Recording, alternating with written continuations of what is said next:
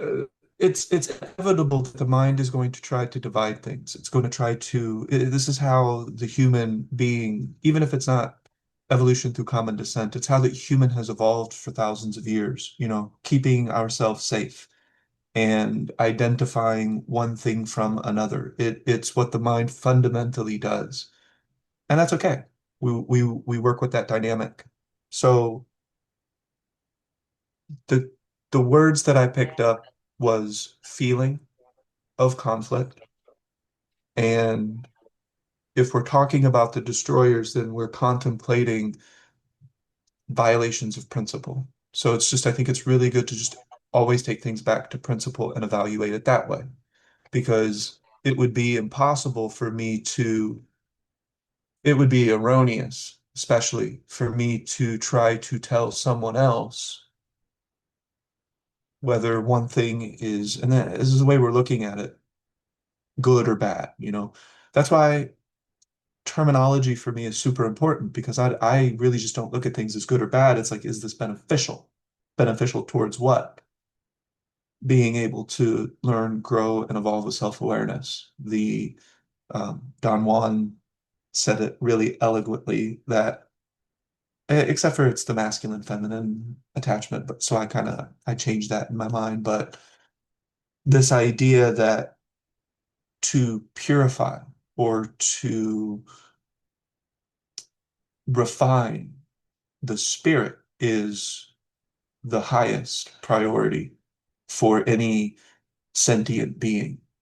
Maybe in this example, sentience isn't ability to move, but the ability to recognize yourself. A brain recognizes that its own brain, its own body, its own non-physical things that are starting, well, not starting to occur, but it becomes aware of that. So it's a high degree of self-awareness, I think is kind of what we're talking about. Any creature that has that, according to Don Juan, there's nothing that they could be doing that's more important than tending to that garden, right?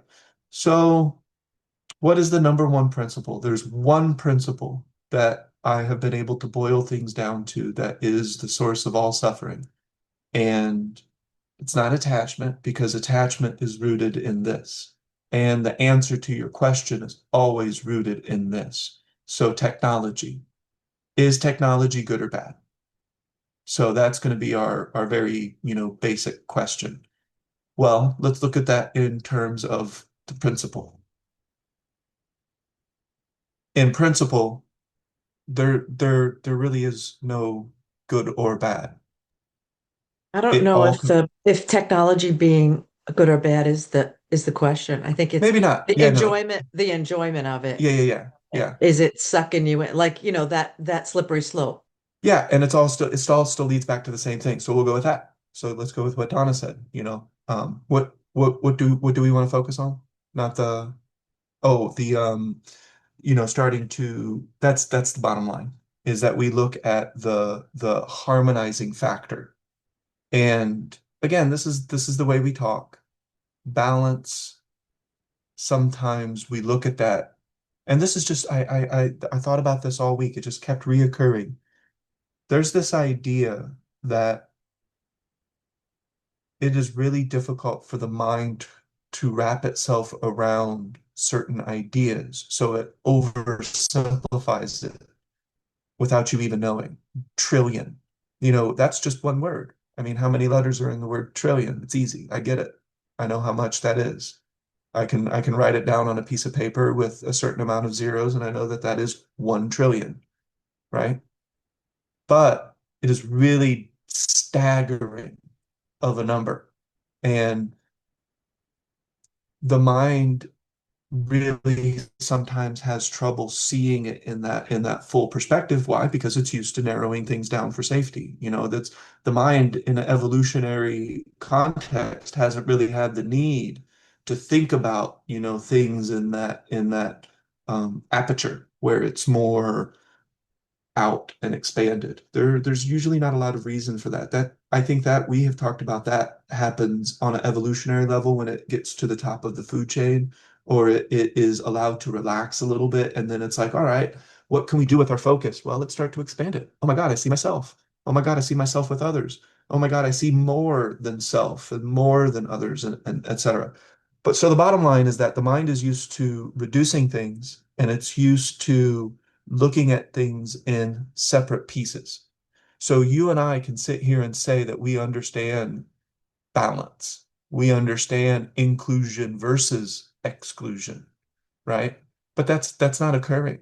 There is no versus. There is no balance. Not really. Not the way that our mind wants to, because otherwise, if we were going to be more accurate, we would say balancing, because it's a continuous process. Harmonizing. So to Ida's point, or to Ida's, question, and then there's two huge parts to this, and you said them both yourself. So the first huge part is the source. The source is an imbalance. Something is not harmonizing, right? There's way too much of something, which could imply that there's less of something else, but that's not always the case, right? So I could show you that on the whiteboard, but I don't think it's necessary. So the idea is that something is no longer in harmony, and that's what all the destroyers fundamentally were. And we had always said that, right? But we parsed it out because people have lives. I went through some things this weekend. You guys probably went through something to some extent, whether it's holy shit or I'm subtly noticing that I have this tendency to dot dot dot. So something is unraveling in our daily basis if we're doing this practice. Because if you're doing this practice, you recognize that there are levels of consciousness, and there is an aspect to consciousness that I'm not fully aware of. There has to be. It's just it's embedded in this idea of there is no distinct opposites. These things are engendering one another. They're transforming into one another. And it creates that new third thing. And it's so easy to talk about. But then as soon as we leave this session, our mind starts to divide things back again. So the practice is what starts to bring these things that seem like maybe opposing opposites or four corners of a direction and brings it into a spherical type thing that you're engaging. And now you're engaging this concept of balancing and harmonizing. So the number one thing towards what Ida wants to talk about is fundamentally we are sensing that a harmony is out of balance. It's not harmonious. Like and anything we're talking about is relative. Relative harmony, right?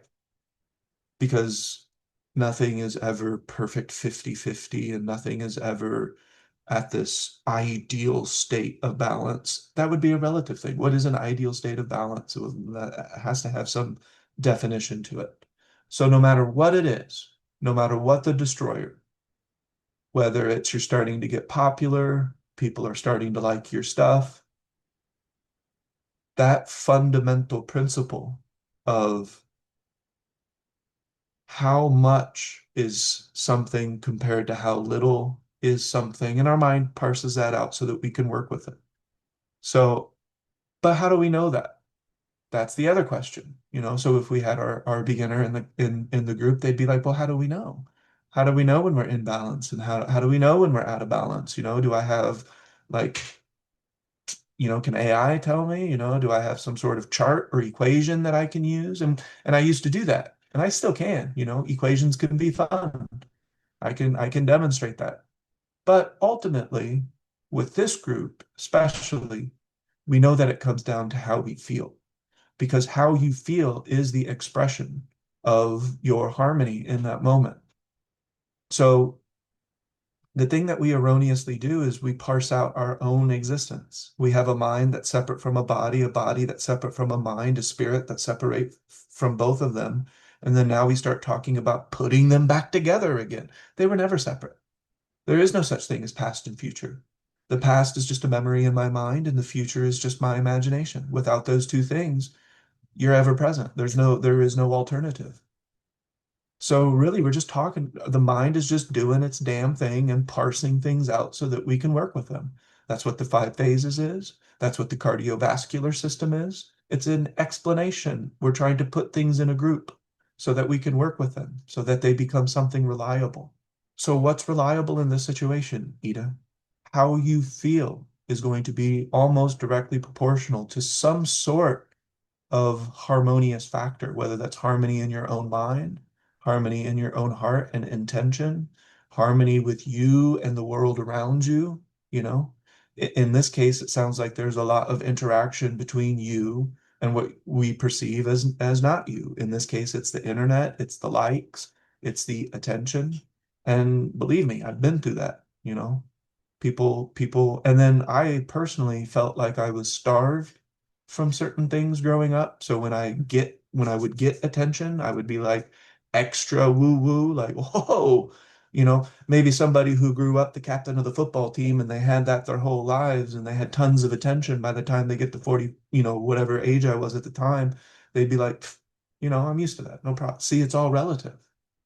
Everything is relative to the pattern. A human being is a walking pattern at all times. The world around you is an expressing pattern.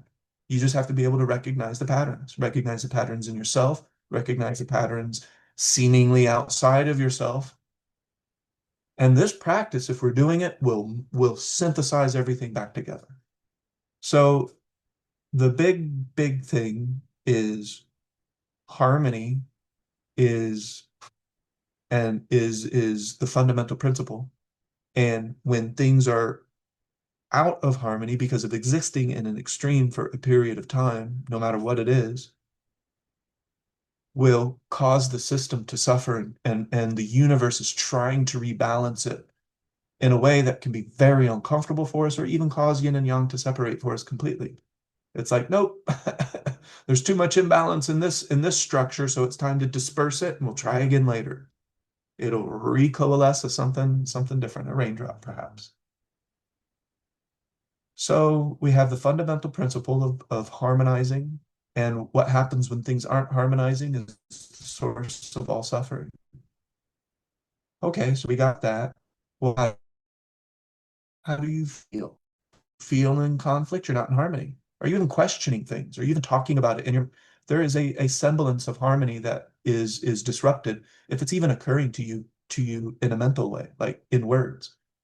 So all of this is an expression of either feeling a disharmony, even a suspicion. You're starting to feel it early.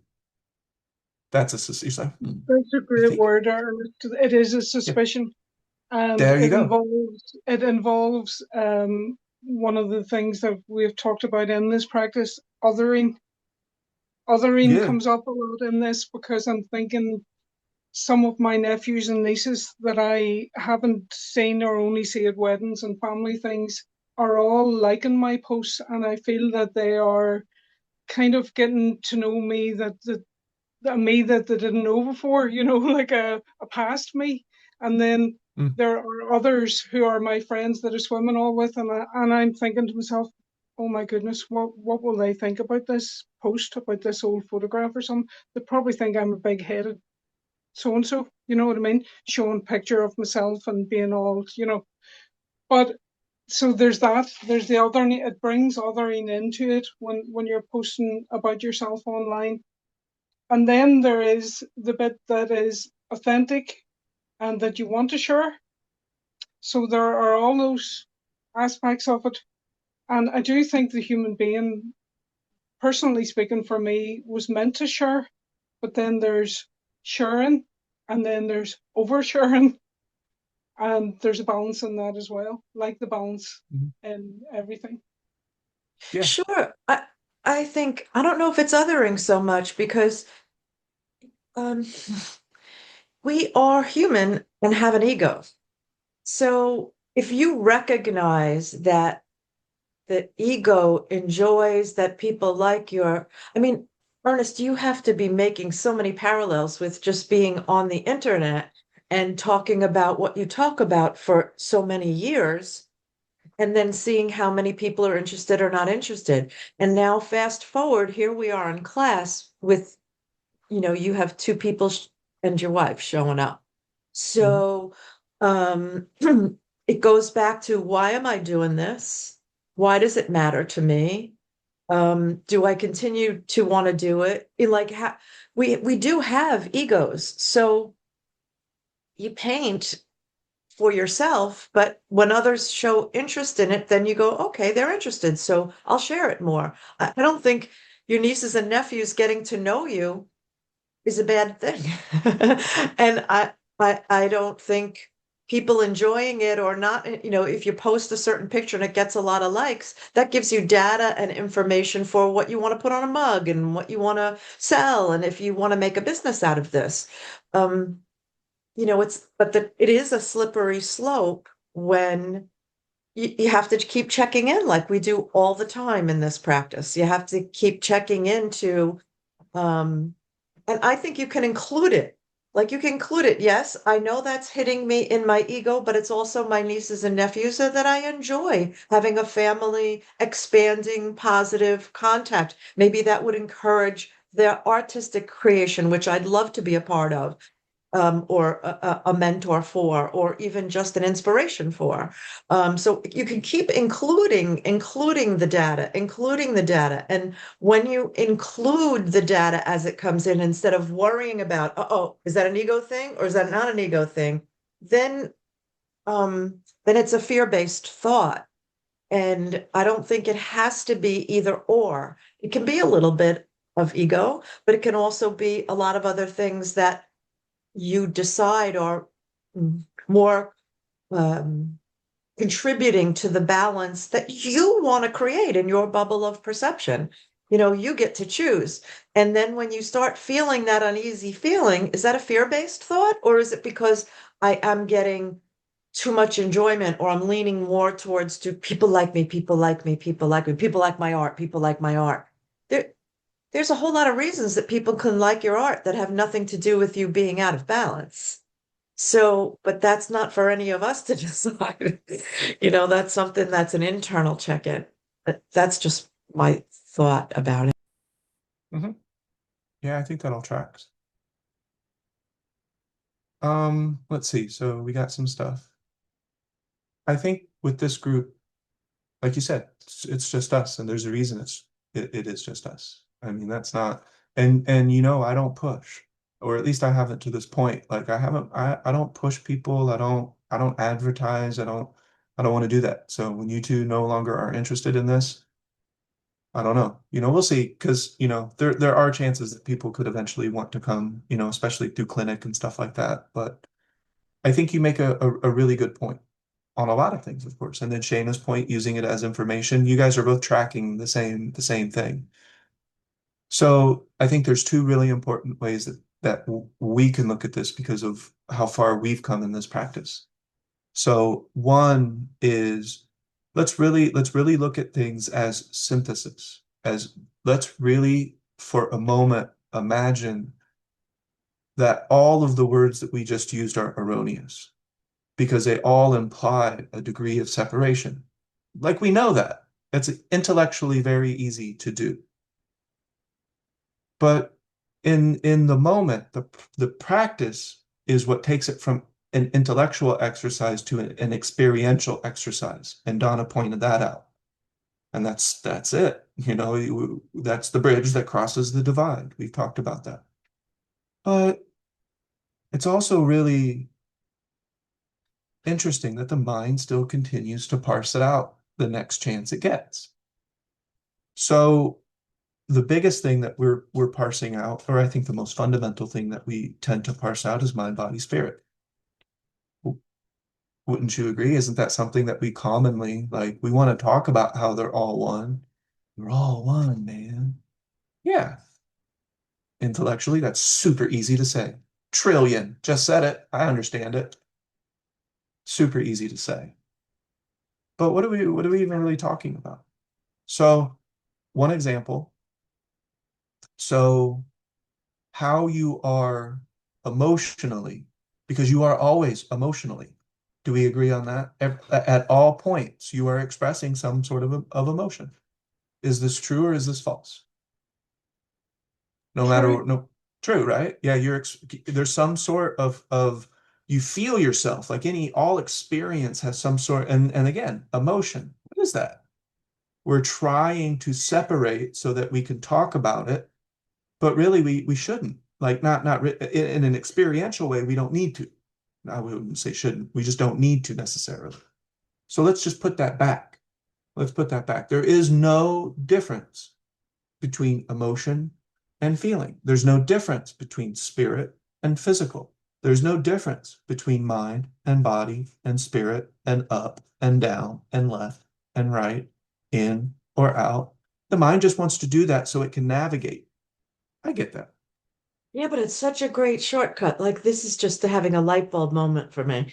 Like it never occurred to me. I check in with my balance all the time. I've been doing it since we started class, but it never occurred to me to go mind, body, spirit. Like where do I feel the pull in any one direction? And that's how I can identify imbalance maybe more quickly instead of just my worry about whether I'm balanced or not, or concerned whether I'm paying close enough attention, which is seems to be the root of Ida's question. Oh, Mhm. this is technology and this is my art, and I'm looking at how many likes and who's liking it. So that seems like it could be a slippery slope, which is true.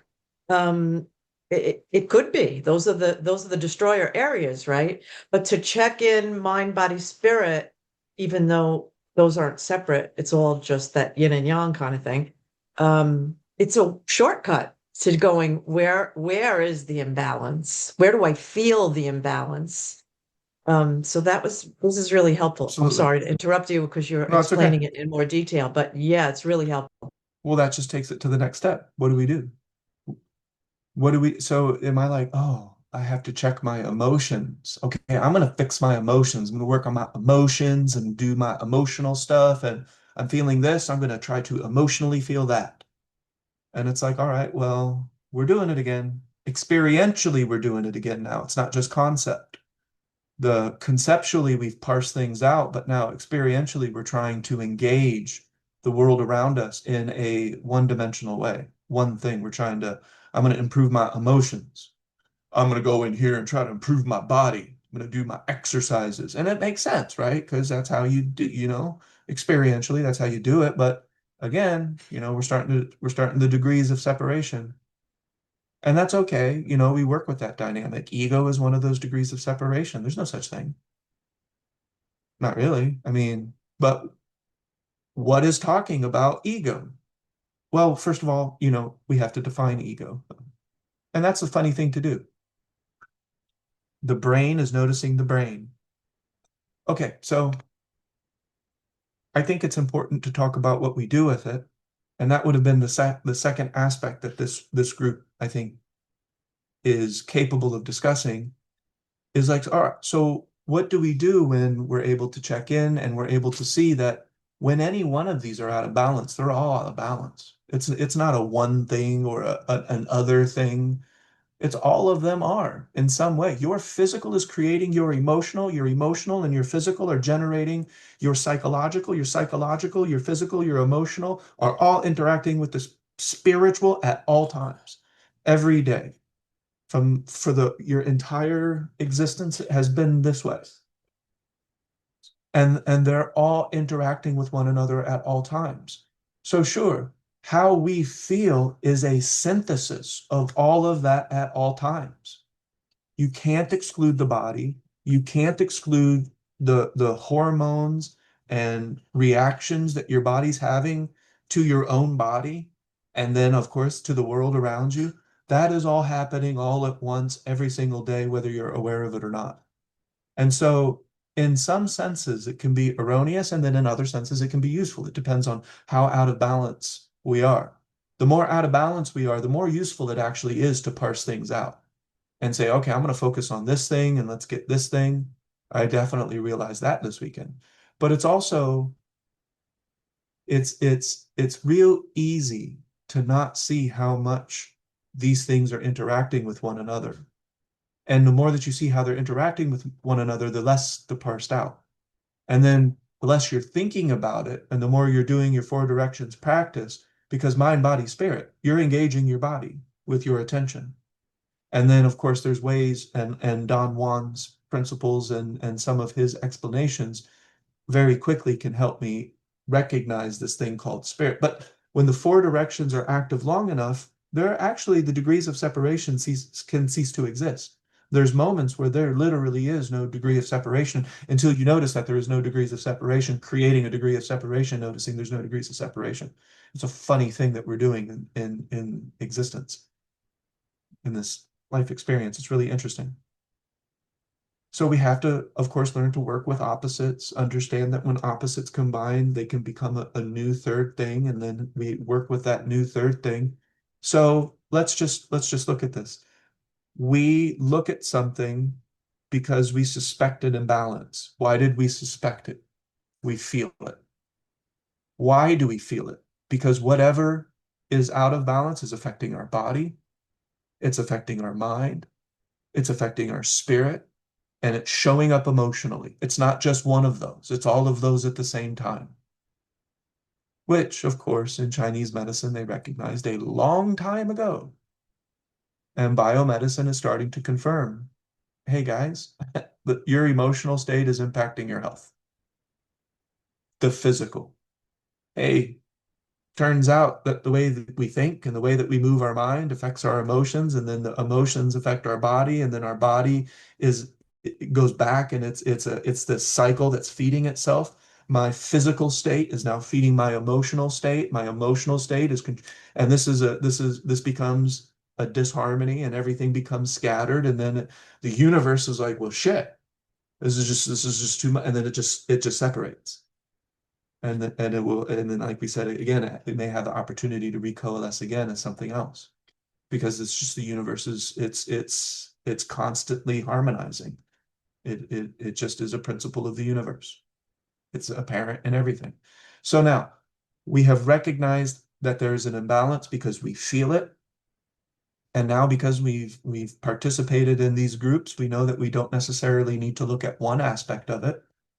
We have to actually take in account the whole. So when I'm feeling a certain way, how am I eating? How am I sleeping? That's a factor.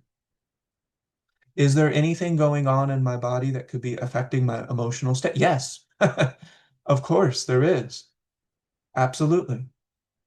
There is something going on in your body that is generating an emotional experience, an emotional event, and that emotional event is interacting with the non-physical at all times as well. So your Shen, your spirit is fundamentally being affected. And because the body is constantly bobbing and weaving and trying to harmonize, it's constantly emotional. It's constantly trying to communicate with itself. It's like, hey, we got to do this. Hey, we got to do that. And the pancreas is sending this out, and then the spleen is sending this out, and the whole body is doing this at all times. Fascia is doing that around the cell and around the muscles at all times. So cool. The body is constantly trying to harmonize, whether you know it or not. Dysfunction, pain, feeling icky when we have a virus. A virus doesn't make you feel icky. It has no impact on your feeling. Your body's response to that virus is what we're feeling the most, or bacteria, or whatever it is. Ernest, a long time ago, when TikTok first came on the scene, I found myself very quickly getting addicted to it, Mm, especially if I was doing some kind of exercise like a treadmill or something. It was very easy to just occupy your mind with something. And the AI app has the same feeling. I come out of TikTok, fairly shortly after I went into it because I knew that it had a bad scrolling feeling in me. I can't really explain that feeling, but it's like a dumbing down feeling. And the AI app I find is the same. And I find I lose sleep if I go on it at night. It affects my sleep. mm, And I have to be really, really careful with it. 10 minutes is about enough. In hmm the beginning, I was going on it until it said you've got no more video power left. I was like Oh, really overdoing it. yeah, Where now been there. I'm like 10 minutes of this is maximum. I have three goes on one image, and if it doesn't come out the way I want, I'm stopping hmm because it affects my brain in such a negative way. Right. Yeah. Yeah. So you're But recognizing a disharmony, and you've had that disharmony before, so you're aware of the feeling. Nothing wrong with TikTok. Nothing wrong with AI. Nothing wrong with bringing your images to life. Nothing wrong with spending some time in front of the computer. Nothing wrong with getting, to know your family and friends and them getting to know you more through this process. Absolutely nothing you have said is fundamentally wrong.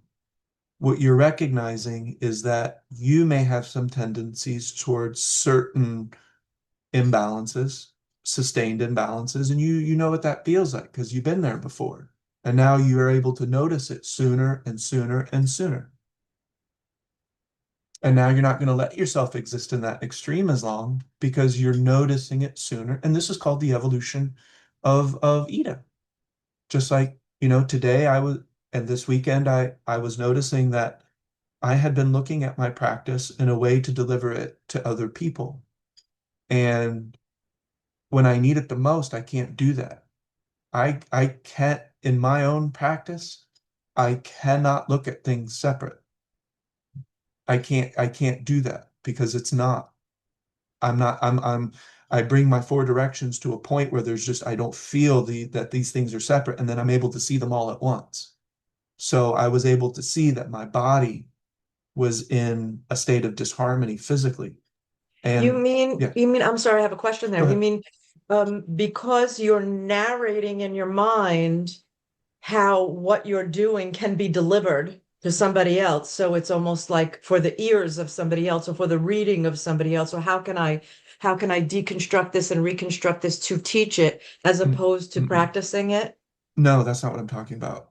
I have organized certain practices with sharing it with others in mind, and I'm just doing that organization of practice.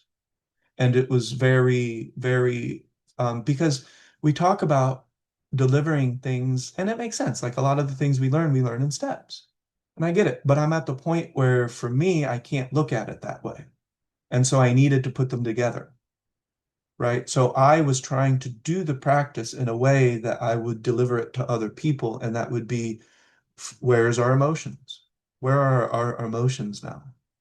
And then we can't talk about spirit yet, because that's a separate thing in the beginning. That's true. That's really, really is true, you because spirit is something we have to experience the feelings. That's the only reason that we all can talk about it is because we're able to talk about how we feel. And we're like, oh yeah, yeah, I felt that, it's something similar. We might be using a word to describe a So similar you mean thing. isolating your awareness to different compartments of the Correct. practice? Correct. Yeah, and I can explain that. So I've been using the five phases from Chinese medicine and I love the author that I've been reading because the author is like, this isn't a reflection of the unit. Like, it's not like the universe operates according to the five phases. That's not it at all. It's just, we're just trying to put things together in a way that we can say, okay, I have felt that before. They have felt that before. This is a word we can both use for that. So let's just use this word.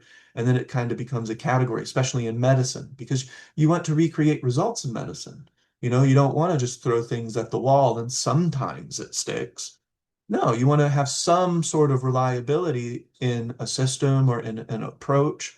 And of course, still treating everybody like a unique human being. But so. I couldn't replicatable. Absolutely. That's what the scientific method is all about. It's like, can we replicate these results for reliability moving forward into the future? Do you find it hard to imagine yourself back at the beginning because your practice is so No, well developed? no, No, not really. No, because no. I'm a human being. So, and that's the thing that I was realizing is that, all of these things are occurring all at once. And no, I don't have trouble seeing that because I see myself in dysfunction sometimes, and it's the same dysfunction. It's all the same thing. It's all just that one thing occurring. So I see it more clearly now, I can see myself back then more clearly now. Of course, hindsight's 2020 is the saying. But it's the same thing. It's like, so I recognize, you recognize, Donna and all of us, Shayna can recognize. It's like, okay, hold up. I'm doing my practice, and so I recognize something a little bit sooner. I could suspect it. I see that I'm starting to go towards something that's familiar and unwanted. I don't like that. There's a reason I don't like that because I'm getting really acute to what harmony, relatively in air quotes, feels like. So I know when that's not there. And so I was looking at my practice in a parsed out way because the five phases can represent emotions, it can represent the physical body, and it can represent spirit separately. We to talk about it. And I had that moment where I'm like, wait a second, though. The more I do my practice, I feel that these things are not separate at all. I feel it. I feel my body interacting with my emotions. I feel my emotions and then there's spirit. It's not where I want it to be. It's not moving. I feel the movement and it's not right. Like it's all out of whack, all at once. And when it feels right, then that's wholeness. I don't know. I would say it's a Well, semblance of semblance. relative of harmony, a semblance of relative harmony. You Yeah. things So that aren't bit, uh, yeah. Sorry, that bit where I'm feeling that about the AI or being on the computer too long is a bit, it's not refreshing, yeah, like reading a book or like taking a walk on the beach. It's not the same spirit yeah. lifting feeling. It's a downwards spiral, not a It's spiral, but a it's what Donna downward. wrote. Yeah. It's existing in an extreme. You're feeling that. And the downward and all of those words, those are the words to describe how it feels when we recognize, well, whether you recognize it or not, you're probably still feeling it, but what it feels like to exist in an extreme suffering. All right, I have a question that I want to interject in here that I think is appropriate. Okay. Sometimes I like the extreme. I get awestruck by things, or I really love, and I know Ida's going to understand this. I think everybody understands this, but Ida and I tend to be, we have similar likes. Um, when the magic of something or the feeling of something is desirable, it really feels good. And it starts bordering on the line of sensationalizing or I don't know. Uh, I see everything that you're talking about with the tightrope walker and that big bar. Sometimes the wind blows and you have to really move the bar in an extreme to readjust balance. Sometimes the air is perfect. You show up in good balance. Your right and left brain is pretty good. So those micro movements of the bar are required. Sometimes, like, I like the wind or I like the storm and I would like to be in it or I like to watch it or I like to get outside in it. But then I have to be more mindful of other things because in the midst of a storm, it can throw me off balance. In the midst of a relationship, it can throw me off balance. The emotions, and then it becomes so even with Ida and her art, I'm sure that happens all the time. When I'm creative, crafting creative, crocheting and making things and designing something, um, I can have to go to the chiropractor because I've become so immersed in that that I don't have any body awareness or I'm having way too many thoughts about it, or I go buy way too much yarn because I have plenty of yarn in the house and I don't need any more, and that kind of thing. So, but sometimes I'm intentionally existing in the extreme because I like the feeling associated with that extreme. So I have to be that much more mindful of all the other things to keep me in balance or to keep me from tipping over. And most of it is thought, usually, or lack of it. Thought and lack of a deliberate awareness is what is the slippery slope for me because I'm enjoying some extreme. Then I have a dialogue about it. Then I get over immersed in it. Then I have a whole bunch of words. And then I have expectation of wanting to repeat it or prolong it. And I ignore that I'm thirsty and I need a drink or that should get up and move my body. So that to me is when I'm holding the bar at this extreme because I decided to tightrope walk in the wind, then I just have to the principles are all still there. I am choosing to allow some degree of sensationalizing or uh, adaptive compensation because I'm choosing this. Your studying, I'm sure, has been your long extended intensive studying has been an example of that. And so how do I maintain a balance while I'm in an extreme? It doesn't mean the extreme is bad. It just means you have to still be checking in and being deliberate with the rest of the elements involved in balance. Does that make Correct. sense? That makes perfect sense. Yeah, because you used the word correctly, existing, not visiting. There Yeah, are because you could s have, Yeah, go oh, go ahead. ahead. No, no, go I ahead. was going to say you can have a lot of focus in that area too, like while you're creating something, but you're just really out of balance. Because I know for me, it's I get excited about something I've learned to do, and then I can see what it will be in the future, what the creation will be, the end product, and I want to get it done now. And I'm like, it's so excited, but it puts me out of balance because I'm putting all my focus and intention in that area, but everything else is being like, I get like Donna, I don't go get a drink, I don't get up, and then my body and everything else suffers.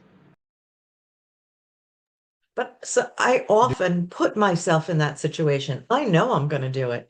I don't care if there's dish in the sink. There's a table in front of me with so many papers on it that I really have let get to that. But I intentionally let it get to that because I'm choosing to do something else. But then existing in that extreme causes an imbalance that is no longer okay with me or that I have to work around. And then I go, oh no, you've allowed yourself to indulge an imbalance for too long, and now other things are suffering. So it's me. You're imbalanced now. But I tend to like to push the extremes of imbalance. And I know it's sensationalizing, but I do it anyway, just from an experimental point of view. And sometimes it bites me in the ass. Often it does before it reminds me, but it's always a learning. So I don't beat myself up about it anymore. You chose to do that, and this is what you've got. Um, and so look at that. So that's what it is, but I like to extend the sensationalizing probably a little further than I should for my balance. But I like I like to explore that for myself because otherwise I judge myself as being as or my life as being unexciting. hmm Which could be something else entirely. That could be a pattern of itself. Repetitive, habitual. I can hear you. Oh, you were still muted. Yeah, I agree 100% because when I actually am practicing balance, I can exist in the extremes without them being extremes because I am so practiced at keeping ballast to not be knocked off center. But I don't know. I think just like with kids, they test the boundaries and the adults show them where they are. I do that with myself. I test the boundaries uh sometimes hmm because I like to. Because I want to see what it's like. Because it changes, like my practice changes me and it changes my capabilities. And so then I go, oh, well, maybe I can do this now for longer and still maintain balance. Maybe, and sometimes I can. Like, so I don't know. It's just part of me experimenting with my own limits. hmm We'll talk about that in 5 years. So just mark your calendar. We'll talk about that more. I know for me, when I push myself too much, it feels like the quality of what I'm doing goes down. Like, so like I've noticed that, and then there's that bad feeling that I have with my body. So I remember that I try to remember that when I do things so that I don't get into something and overdo it too long because that quality goes down and I feel crappy. So I have to remind myself of that. Oh, thank you for that, Shayna. That is such a good, Ida, does that resonate with you? It really resonates with me because the quality of something is really easy accessible for me. So when I I use it in my practice a lot. I use it in my self-evaluation for my balance is what is the quality of what I'm doing. It's not about the length of time necessarily. It starts to lose quality when I'm out of balance. That's a really good point. So Does that's what the I got today so far. Body, yeah. mind, and spirit. It helps me focus on balance without going into the weeds of thinking about it too much, too many words, because Mm. that ruins the quality. When I have too many words about anything, it takes away from the quality. Well, Um, there's one thing that takes away from the quality. It's all the same thing. It's all existing in an extreme. The more you exist in an extreme, the less that system, whatever it is, will have power. Like it's starting to break up. It's starting to separate in a way that, that could be a natural phenomenon too. And it will get to the point where it can no longer maintain what it was before, and it will change. You know, I understand that it's just change, but I also understand that, there's some changes that I can put off for another 40 or 50 years, and I'm okay with that change. Yeah, it's gonna change. I get it, but can I get another 60 years in before that change occurs? That's my goal, that's okay. I'm not getting greedy. I'm not trying to live forever. It's fine. But okay, so let's review. Number one, existing in an extreme is the source of all suffering. How do we know that we're existing in an extreme? Because of how it's making us feel, how it's affecting our quality of the moment, how it's affecting our body, how is it affecting our mind, how is it affecting our emotions?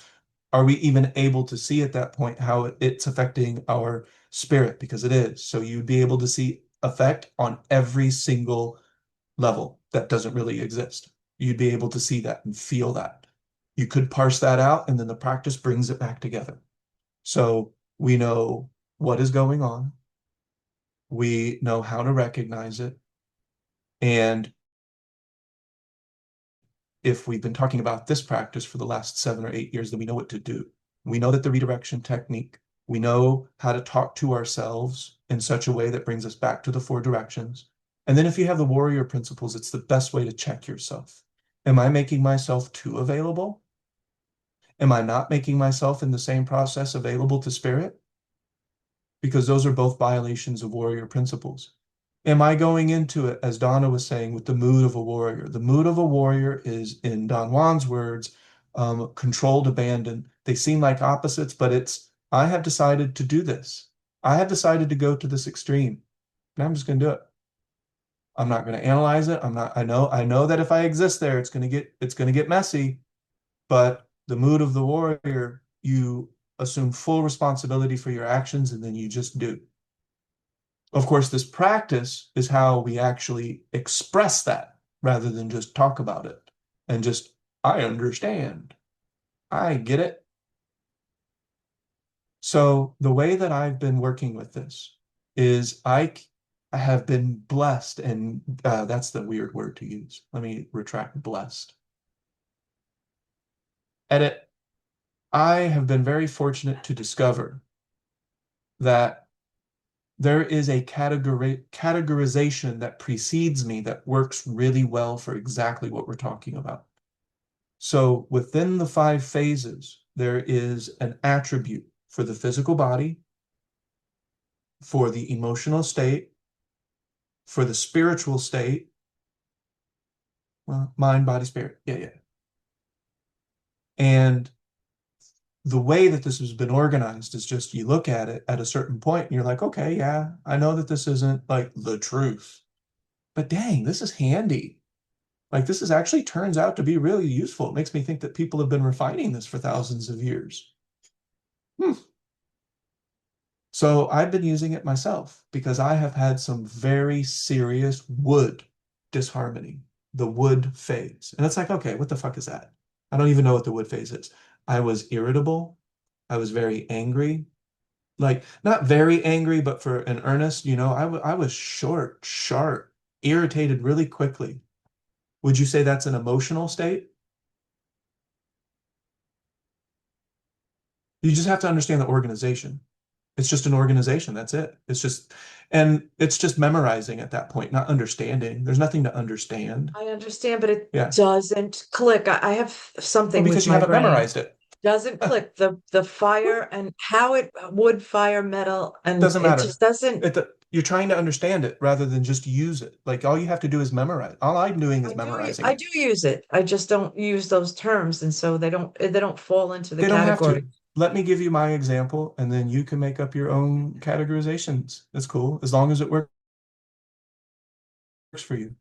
But the reason this works for me is because it puts things in a group. And it's like that group is fine. Okay, I get that group. We don't have to call it wood. We could call it, Woody Woodpecker. Doesn't matter.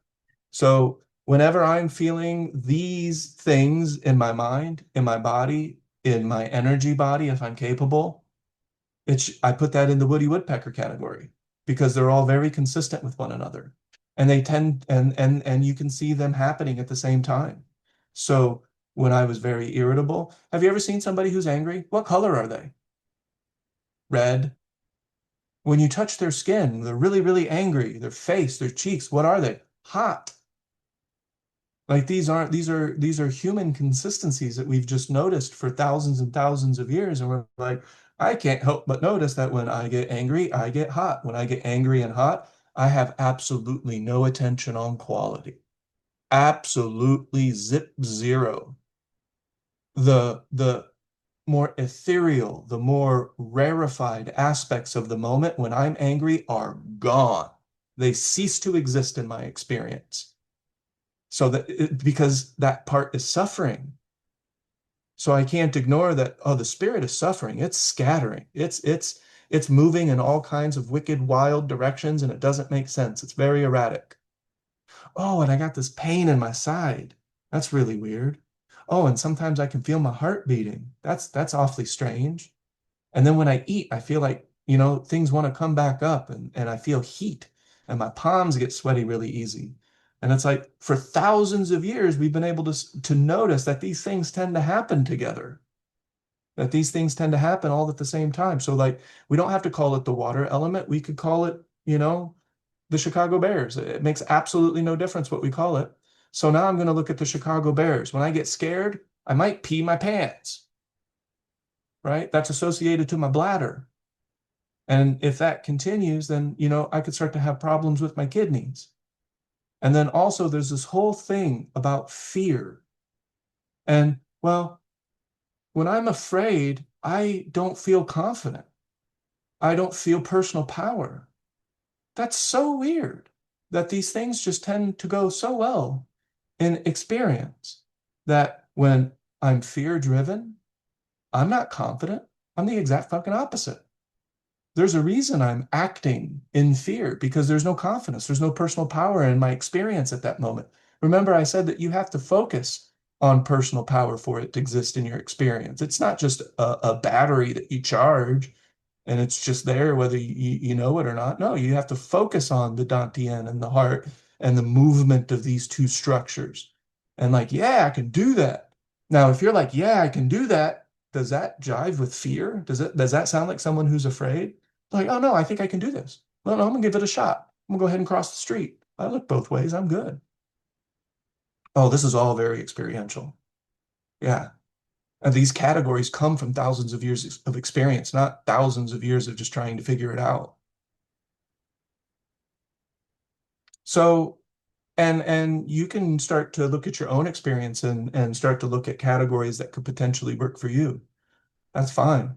But I noticed that my wood phase was extremely disharmonious. And I was feeling all the signs and symptoms. I still feel them a little bit right now. I felt the heat rising. I would feel the pounding of this is all indicative of the exact same thing. And spiritually, holy shit. I was not feeling the quality in those moments of extreme irritation lending to anger. Does that make sense? So I can see physically, spiritually, emotionally, all of these things are happening at once. And the big thing is that these are all interacting at once. So there is a little bit of fear involved. Where is my attention? Remember attention? You may not remember because you haven't memorized this, and I get it. I have. But I know that my attention is associated with the human element, the earth element. And guess what? Guess what isn't there when I'm very angry? Poof, gone. This is really interesting, isn't it? When I'm really irritated, when I'm angry, my breath gets way out of whack. I see all of a sudden I'm in my chest. That's not right. That's not, something's it's all out of balance. Every single element at once, but I can kind of trace it and kind of see what's going on. So one of the erroneous things is to say, okay, I feel that my body is out of balance. So I will do things to put my body back in balance. I'll do a cleanse. Okay. That could be a part of it. But if that's it, if that's all you're doing, it's incomplete. You're neglecting the other aspects of the human being because you're not feeling it as one. The mind is still parsing it out. And parsing it out is okay until you exist in parsing it out. If you exist in parsing it out, your entire life will end up suffering. One expression of suffering after another. So I combine the warrior's principles with these 5 phases because it just works really well. I can see when I'm not feeling a lot of joy, but I'm not going to try to just, counter that with the opposite, right? So I'm feeling down. I'm not just going to try to counter that with joy. If I'm overjoyed, I'm not going to be like, well, let me think about something really terrible for a little while to help balance the joy. I'm going to think about like mud and stuff. That doesn't make sense. So it's not necessarily trying to interact with its direct opposite. It's, well, no, wait a second. What can I do for my body, my emotional state, and my spiritual state all at the same time? Well, the 4 directions of attention. And I do it in a very specific way when I was feeling that wood stuff going on. I would do it in a specific way to wood. I would start to think about it in a certain way. The wood element is responsible for the smoothness of things, right? It's responsible for what they call the free coursing and the free flowing. And so you could look at that as chi is always moving, right? That's the movement of chi and the movement of spirit. Well, that seems to have more to do with a different thing. But how it moves has a lot to do with that wood element. The actual movement of it has to do with the metal element and the lungs. In the physical body, the lungs is what's moving things around in the body in terms of qi, And it's involved with blood in Chinese medicine and in biomedicine, right? The heart sends blood to the lungs, and then it goes back to the heart, and then it goes to the rest of the body. So there's a constant interaction between these organs at all times. So when I was feeling this way for the last few days, I didn't clean my clinic space, and I got an email, and that irritated me. I've been starting my days with bullshit. I'll turn on the internet, and it's like, well, holy shit. And so all of these things are just chipping away. And then before you know it, I can feel it in my body because I'm practiced, I can see, I'm like, oh, I feel this, you know, my liver is starting to act on other elements and now my digestion is screwed up. And now, I really want cold, icy beverages because I'm so hot inside. And now I'm alternating back and forth. Like, what the hell's going on now? Like, sometimes I feel chills and sometimes I feel hot. And you say the wrong thing, and I'm gonna snap at you. And am I paying attention to the food? No, I'm not paying attention to anything. What are you talking about? I'm pissed. And I won't get into the controlling and the generating cycles of this, but I'll use my warrior principles. And the warrior principles are usually my mantra. That's my mantra in my rule of 3. So oftentimes I will say my warrior principles to help remind me of what I need to be doing right now in relations to my 4 directions. And then to be super specific so I can address mind, body, spirit, emotions all at the same time, I focus on a particular element that I think is most in pathology. And I say most because if we're out of balance and we're feeling it, like Ida, when we were talking about how we're feeling, like you're noticing it earlier, but back in the day, like with TikTok, it probably took you longer to notice it. And you were even more out of balance at that point. And that's the evolution of species, is to notice it sooner and sooner and sooner and course correct. However you course correct. I'm using Don Juan and the five phases because I can remember it. I can go back to it, and it's been super reliable for me. So in the five phases, metal controls wood. Doesn't matter. It's just a thing that they're doing. And but I can remember that when I start to get irritated, breathe.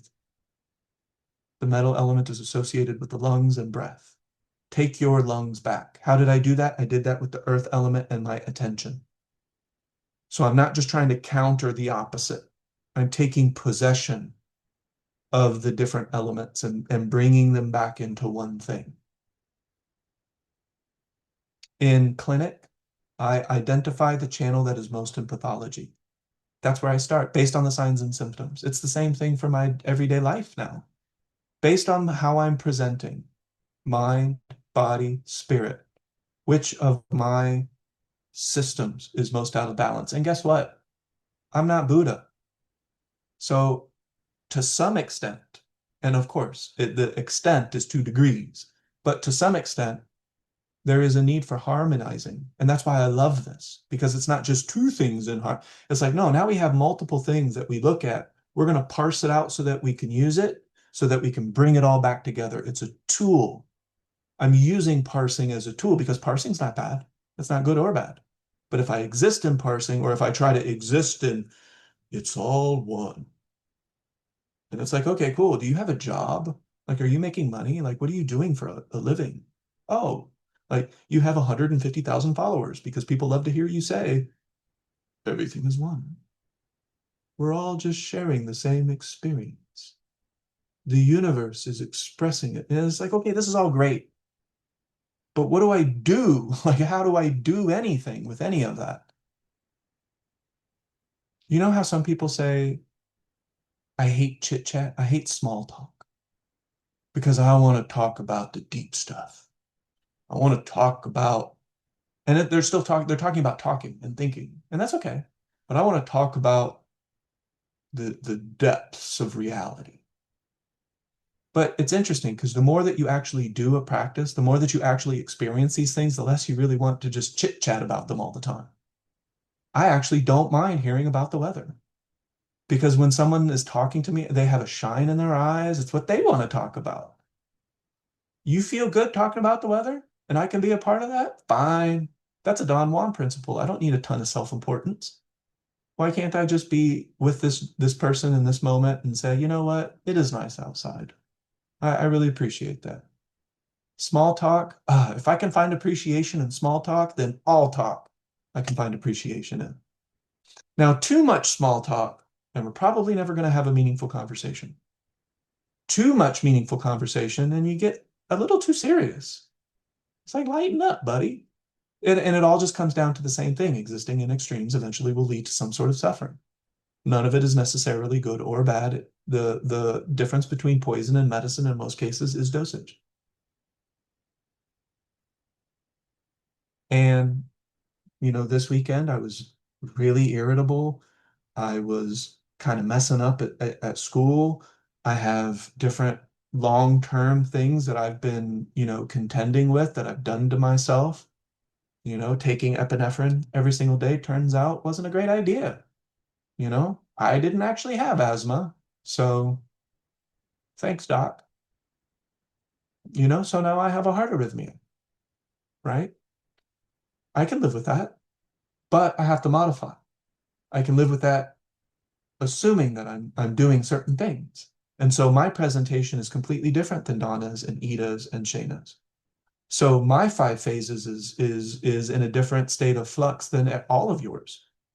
And that's a principle, by the way. It's unique, which is why in Chinese medicine, we treat each patient in every single session as a unique presentation today. I need to know about, because sometimes you'll talk to people and they'll be like, oh, no, like, yeah, last month I was, and I was like, oh, really? That's useful information, but like, what about the last 24 hours? Have you experienced that? No? Okay. Let's shelf that for a second. Let's talk about more about things that you're experiencing presently. Not that the other things aren't important. We're going to keep that in mind. But really, I want to see, how are you right now? because I'm treating you right now, not last week. So I feel myself out of balance and I recognize that these aren't individual things. I need to be aware of how I'm eating. If I eat certain spicy foods, that's going to contribute to the anger. That's weird, isn't it? But it's not that spicy food causes anger. It's that I'm already in that state. And if I keep feeding it with these elements, it's just going to get worse.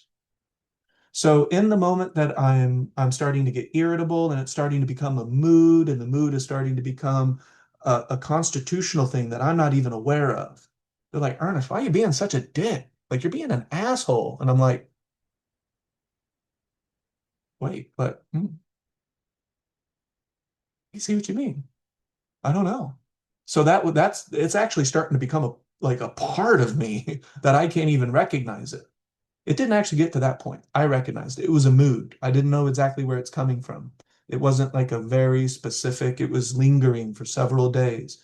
And it was actually coming from first physiological.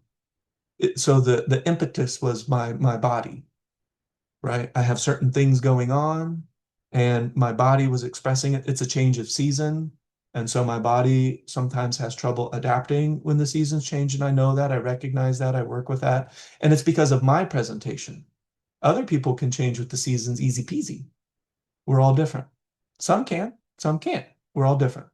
I see that, all right, my physical presentation is expressing itself on all levels, all phases, all of the parsing. It's not just a physical presentation, it's an emotional presentation. So I need to look at that. How do I do that? My 4 directions. I just do my 4 directions. And if I need to, I use my warrior principles as a mantra to remind me, Ernest, you're making everything about yourself. You are so self-important right now. That's okay. Do your practice, do your breath, make sure your directions are active. And then I do it in a very specific way because I'm paying attention to these different phases. My wood element was really out of harmony. And so everything else was starting to go way out of balance. I was having fear responses. Old things were starting to come up that I used to be afraid of. That's weird. And in all of this, where was spirit? Where was and when I talk about it this way, I'm talking about that shine, that illumination of consciousness that we associate with the fire element. Where was my desires and my heart? I wasn't considering it. None of that was really existing in my moment. I had no attention on any of that. Not even a little bit, because the wood element was so out of balance that it was being completely starved. In this cycle, wood generates fire. And if we try to explain that to like somebody who knows nothing, we're like, yeah, you put wood in a fire. That's not what they were thinking when they came up with this, I promise. They were thinking of it physiologically. It's like, how can we take all of these individual elements and through noticing and experience, how can we just organize this? So I could just see it, and I still feel it now because the physiological is starting to balance out, right? I'm an acupuncturist, I know a little bit about herbs now. And so I can address the physical. Shayna and I were talking about tacos and we're like, whoop, hold up. I'm so out of balance that one of my favorite foods doesn't even sound good. That is a sign of disharmony. My spirit was out of whack. My physical body was out of whack. My emotions were out of whack. And so I balance my 5 phases. I'm not trying to counter one thing with the other. I'm not trying to go to an extreme opposite, hoping for the best. I'm looking at all of it through my practice, through feeling. And then I go back to my tricks of attention. I don't feel appreciation in this moment, so I need to focus on the heart. And what do I mean? I mean, I physically put my attention on my center space, slightly left. You know, I have palpated livers and spleens now. It's weird. Like I have felt the heartbeat where I'm almost feeling the heart directly. Almost, I shouldn't be. Some people have enlarged hearts, or like with me, my rib cage isn't symmetrical. So under the left side, you actually could probably get under there and palpate the physical heart because it's elevated. Not a big deal, but that I just came in malformed, I guess. And that's just something I have to navigate too. That's a part of my presentation. I take that into account. Like, I'm not going to beat myself up over that. It's not my fault. It's fine. I can work with it. But I have to work with it in a particular way that's according to my presentation, my patterns. So I think one thing that we established today is that, or of course we knew it, but when we're navigating this group particularly, are we navigating it as a whole? Are we seeing things as a whole? Because we can. We've been practicing a long time, so we are all capable of that.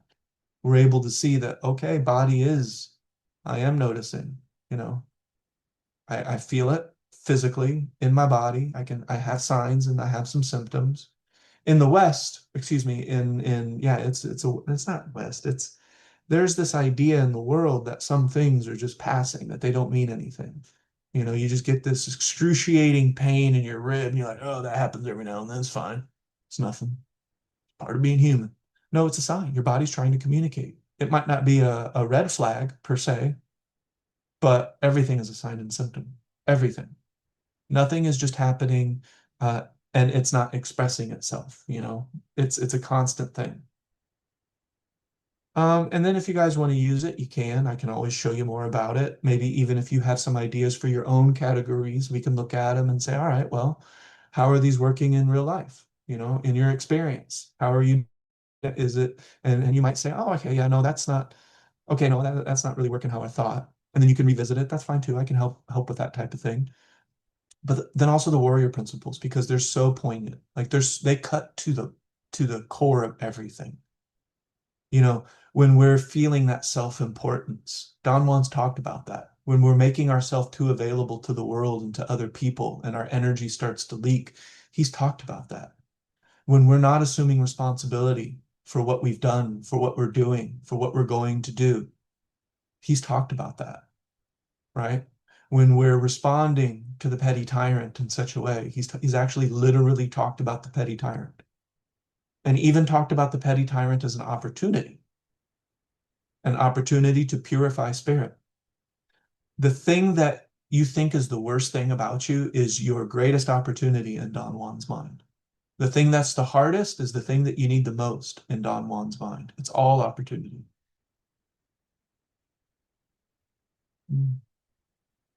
And I had to approach it that way this weekend as well.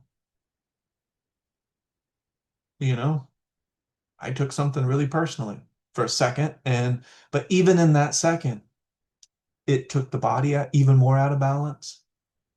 It took my emotions even more out of balance, and that imbalance wanted to contribute to more imbalance. And the only thing I could do was redirect using my rule of three to reestablish my bubble of perception. Where is my mind? Where is my peripheral vision or my exclusive, inclusive vision? Where are my acupuncture points that I'm paying attention to? I've actually been doing research on regulating your heart rhythm with breath. It's perfectly possible, hypothetically. There's tons of biomedical research that shows that the heart is in rhythm often with breath, and that it can catch rhythm with breath, and that breath can influence the rhythm of the heart. So, you know, there might be a way that I can correct my heart rhythm with just the four directions. I don't know. But why not try? You know, it sounds fun. And why not? Because the more I pay attention to my breath, if it wasn't for my breath, like, I don't think we would have this meeting today because I would have pissed Shayna off to the point where she'd be like, fuck you. Because I was being a dick. Like, I was being a real ass. Like, everything was irritating me. And I kept having to redirect. Like, there were times where I was like, ah, and Shayna saw it, and I'm like, not you, me. But please be quiet. Not you, me. But well, let's not feed it right now with more words. I just need a second. I think this is also an important point that there can come a time where human beings interact with one another with this understanding that everybody is not only going through something, we're going through something in multiple dimensions simultaneously at all times.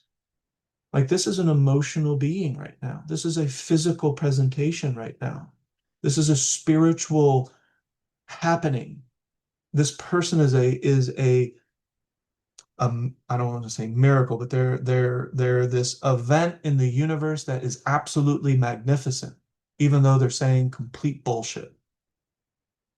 That's one aspect of the presentation. And I don't know all the aspects. So I got to be really careful about where I let my mind go when I'm interacting with these things. Yeah, I have to remind myself a lot about that. That person can just be a catalyst for everything that needs to happen because Mm, of the imbalance on the planet. And without that, we could just um unnotice, not notice or not direct attention to our imbalance and destroy ourselves. So maybe we need the petty tyrant as an opportunity. mhm. And so then that takes my focus off the fantasy that if I eliminate the petty tyrant, then everything would be fine. Because the petty tyrant is just a symptom. Yeah, Yeah. yeah. Mhm. So in the practice now, what I'm trying to say is that yes, I have chosen to organize this according to, and I actually don't practice according, I don't do 5 phase acupuncture. I don't do the Korean 4 needle technique, which is associated with the 5 phases. I don't do any of that. But what I do is it's a part of Chinese medicine, so I can't take it away. It's called the system of correspondences. The system of correspondences according to the 5 phases. They have seasons associated to it. They have foods that are associated to it, emotions that are associated to it, spiritual expressions that are associated to it. And it's just all really But workable. But you, listen, I noticed this in my own practice and now obviously in my own life, is that if I am not balancing myself according to whatever system I find the most effective, then I can't be an open channel to hear and deliver what I need to help facilitate another person to theirs. If I'm out of balance, the less able I am to be the conduit for that. So, Don Juan it's called that. all Yeah, tied to it's all tied together. So Don Juan had both. He had making yourself too available to people, but he said that in doing that, we make ourselves less available to spirit. And in a lot of the things, focusing on yourself, you're less available to spirit. When you're in your pettiness and you're getting offended and you haven't taken responsibility and you're getting lost and you're a leaf at the mercy of the wind. Well, it's these other things just simply aren't occurring. sure. And the more that you practice, the higher your skill set gets. So you can fake it when you're out of balance, but not for long. Not for long.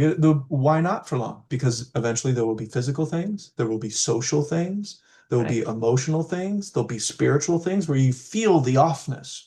You're like, man, they're talking a good, like Shayna had this other day, and it's just an example, but he was a doctor and he was saying true things. Not a single word he said was inaccurate at that moment. And I felt that I just felt like this guy, I don't know, like I just feel like he's telling us this for a reason. There's something right now that is very about him, and I don't know what it is. And I'm not saying that's bad, but there just seems to be. And for me, that is not the energy that a doctor, a medical professional should ever have, because it is not about them. I am not doing any, it's not about me. It's always about the patient. It's about the people that you're there to treat, to help in whatever capacity. I did not feel that from him. It was a spirit thing. And that could look irrational because it's like, well, where'd you get that from? And we could also call that intuition. Or it could just be by rote. He's doing it by Mm, rote. He's doing it like the mathematics of medicine and not mm, the art of it.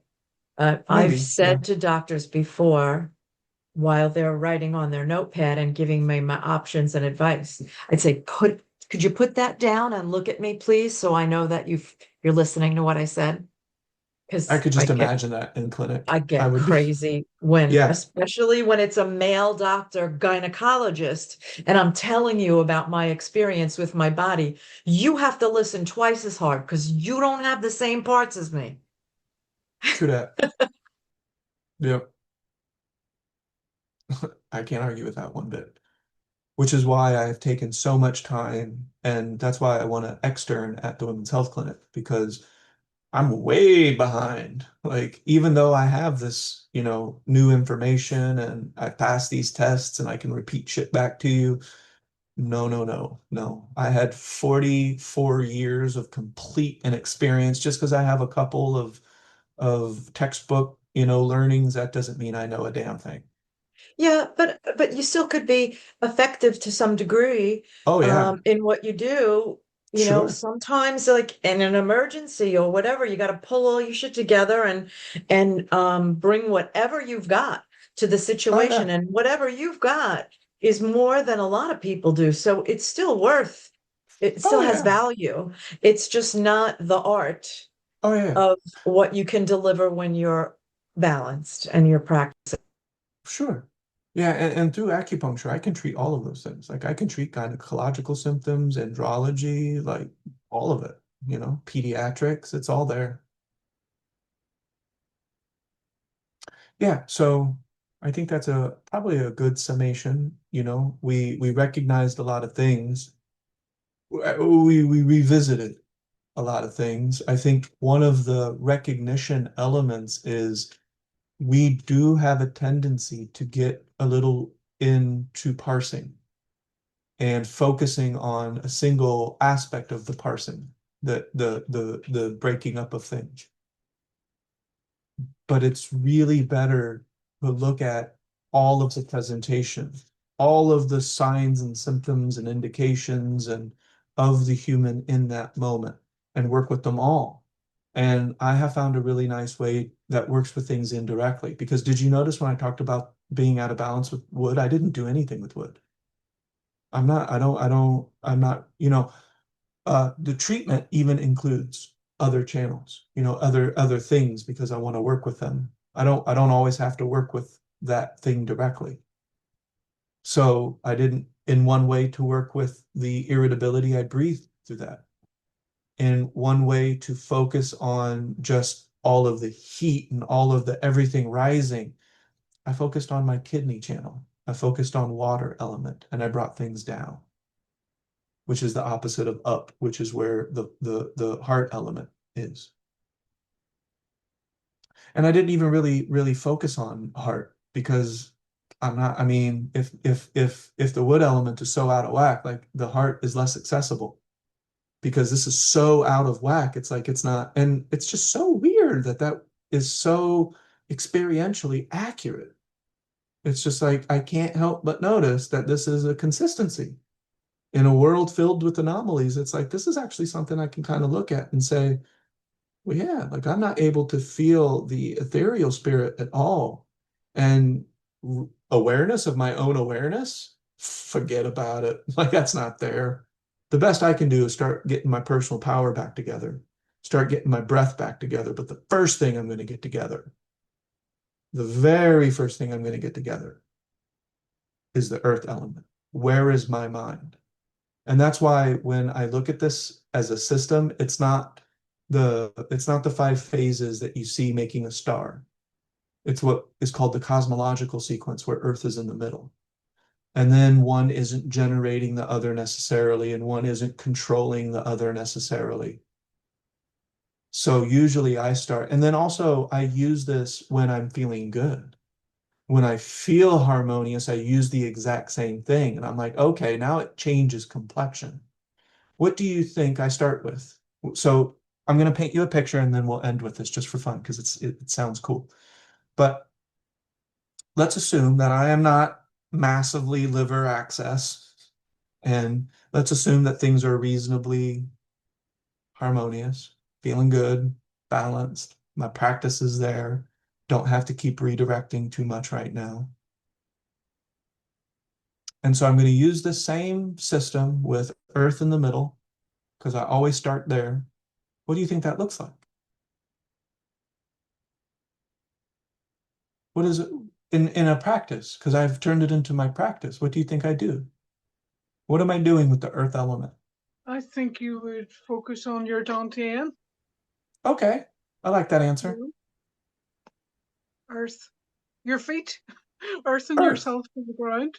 earth, and my Yeah. feet, myself in the ground. I like that. That's a very physical part of that, right? Because my physical body. But what is that going to affect? That's going to affect my spirit. That's going to affect my emotion by putting my feet in the ground. I like that one. I'm in Chicago, and every single centimeter of Chicago has been pissed on. So that's actually not one I employ as often, but I thought that was a really good one. I can dig that. So that's not a wrong answer. That's not what I do, but if you did that, I think that would be a winning answer. And when I get out of the city, I'm going to do that. Very grounding. Touch a tree. Okay. That's what I would do. I Breath. come out sometimes and just touch a tree and feel the energy of the living thing. Hmm. I'm down with Kind that. of soothes me in some strange way. Hmm. I Yeah. have a thing called, I don't know if anybody else has one of these. Does anybody have a grounding sheet on their bed? I have never heard of such a thing. Oh, have you not? I Oh, ha I have a well, grounding mat. I don't Oh, put it a on my, grounding. I thought you said a grinding. oh, I'm great. like, I'm like, No, no, yeah, that would I've mean a heard of that's different grounding mats. another Yeah. class. That's another That's a thing. class. different thing. Yeah. Well, let me just tell you real quick. So the earth element is associated with EYI, and that is intention, that is thought, that is thinking, that is logic, that is a reason, that is deduction. And so according to the warrior principles, I stop all internal dialogue. That's the Don Juan way of looking at it. How do I do that? By thoroughly engaging the four directions. All four directions are so poignant that thought doesn't stand a chance. Again, I'm not directly interacting with thought at that point because I'm very bad, I'm more harmonious, right? It's not redirection. I'm doing something a little bit different. So I clear my mind of all words because I'm already there. Like I'm already doing the thing. And so that's more accessible. And so I kind of go at it a little bit systematically, to be honest with you, because I like it. I can remember it. It's fun. It feels good. So I start with no words. What do you think Don Juan would call that? We've already talked about it. What happens when we do that? You have no words going through your mind. It makes space. It makes space. And peace. Peace is the feeling that's Yeah. associated with it. Yeah. I would argue though Um, that you felt peace before that because when I mentioned in this particular scenario, we're already feeling pretty harmonious. And mm. peace is the feeling of harmony. Or harmony is the feeling of peace. Yeah. Yeah, I can't go to the controlled imbalance unless I'm there first. Otherwise, Right. it's not controlled. It's just imbalance. Yeah. There's no E element with it. Yeah. That E element is everything. That's why I put it back in the center. And I love that I can notice it before it's too bad most of the time Hmm. because it's just the one uncompromisable thing is Yeah. my peace. Hmm. Because everything else comes from that I have to have that space. Yeah. I often say, I would say to my cousin, and that's why I live alone. When something happens, she'll tell me a story about something, and I go, and that's why I live alone. And not because I think that, and she always goes, yeah, but you know what yeah, but I said, I am not condemning cohabitation. I'm not condemning it. It's just why I make that choice in in every opportunity I have for it to be different, I still make the choice to live alone. And it's because that's what I choose. And it's because of the peace that I won't compromise. Is the even potential of living with someone else a possibility? Sure. Aha, okay, good. Everything's a possibility. But do you think Eh, there's a balance between this could be possible, and I just choose not to. Yes, it could be Okay, good. possible is when I can, it's just like, can I work the ER or do I need to be in a far more controlled, like uh, physical rehab where, it's a slower, more not drastic, not emotional area where I'm just teaching someone to relearn the use of their hand or something. Mhm. It's a much more controlled environment. Or can I work the ER, the OR, where things are Right. unpredictable and I can adapt? Everybody's different, and you have your skill set. Mhm. So yes, I always allow for the possibility, but at different points of my life, depending on where I am, I choose different places to be so I can optimize whatever I find the most quality in at the moment. Aha. Capacity and quality. Yeah. So we could cohabitate, we could not cohabitate, and our current presentation is choosing not to right now. Sounds pretty pattern. Yeah, I notice patterns in myself. Like 3 days is the longest I can sustain in the cohabitation, being with someone like all the Hmm. time. Then it's like, okay, it's time for you to Gotta go. go. Yeah. Well, so from a place of no thought, because I have this is like a warrior's use of the like the warrior's application of the 5 phases, which I don't think anybody ever intended to happen. But so I start because it's just works so well. I start with clearing all thought. And then from all thought, I can actually choose which direction I want to go from then. Usually spirit guides it because it's a collaboration process at that point. Very often, depending on my current presentation, I go to personal power. Which of the phases do you think is associated with personal power? Water, will. Oh, right. I thought you The were going to say fire. the opposite of fear is Okay. will. And Don Juan described will as personal power, intention and will. So I started with intention with the earth element, and then I combined that with will of the water element. Works. And then very often I pay attention even more to my body presentation. And that's the physical, corporeal spirit of metal. Metal is very physical. So it's easy for me to remember. And it's just helping me remember. That's not why they put it that way. It's just, okay, I can remember because I'm trying to memorize and learn at the same time. Got to do both. Understanding and memorizing usually go hand in hand. It's not one or the other. You got to find a harmony. You're not just memorizing, but you're not trying to understand without memorizing because good luck. So there has to be a combination. The more you understand, the easier it is to memorize, usually. That's true too. I only have difficulty with this because I can memorize like crazy. And that's why coloring book worked for me for anatomy and Mhm. phys and stuff like that, because a color doesn't have, it does have some elements to it, but it doesn't pull me away. When you say water, I have a whole bunch of things about water that may not go with that category. Like in medicine, cardiovascular means the heart and the vascular, and I can Mhm. remember all the things associated with that. Neurological, I can memorize. But as soon as you say, what do? I could go to intention and will, but to remember that that's water is going to take practice for me because when I think water, I think of something else. And All right. so Can I ask a question? I would like to read something that will help me I will help categorize all you. those things, and I then will help the you. label comes later. I will help you. And then you can even put your own labels. You can even replace the labels I and start to probably mix and will, match. but I Yeah, need to memorize it the way that it's taught I first so got that you. I don't have to get distracted in my Of mind course, I every got you. time you ask what category. I But need the to do funny that. thing is, is that even when we look at the biomedical, there are other places in the body that have neurons. There are other places in the body. You have the enteric nervous system, the heart has neurons. It has its own circuitry independent of the brain. You know that. So even though we have taken the time to put these things into individual categories so that we can functionally work with them, it's not true. It's much more messy than that. It's much more integrated than that. And this is the exact same thing. So sometimes when I come up with inconsistencies, I'm like, okay, well, wait a second. Maybe this isn't just the one element. Maybe this is the two mixing.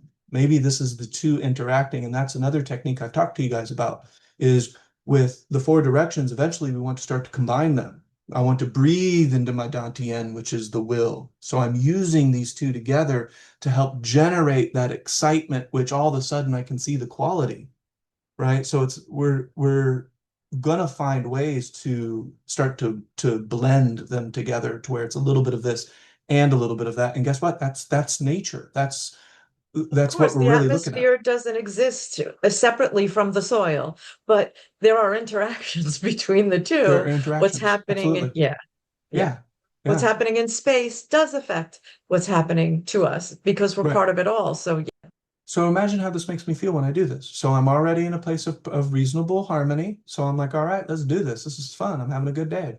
So thoughts gone, personal power activated. All of a sudden, I feel in my body that I exist tangibly, strongly rooted. And temporarily. Yeah. Yeah, because it's all That's going to part of change. it too. Yeah. Absolutely. I don't stay there. I'm not there right now. I'm not doing that right this second because obviously I'm talking. It's actually, we could look at that as, sometimes we may go to a little bit of an extreme as a choice in these five phases as well. Or as a motivation, as a reminder to get back into balance. Absolutely. Yeah. There's a lot of choice and freedom with how we interact with ourselves. That's the best thing. So oftentimes I will clear all thought. I'll go straight to personal power. I'll start to pay attention to the corporeal spirit, my physical being. And then sometimes it just depends on how I'm going through things. And especially if I'm even given the time, because it's temporary, like I got to sustain this long enough to start to bridge these other aspects.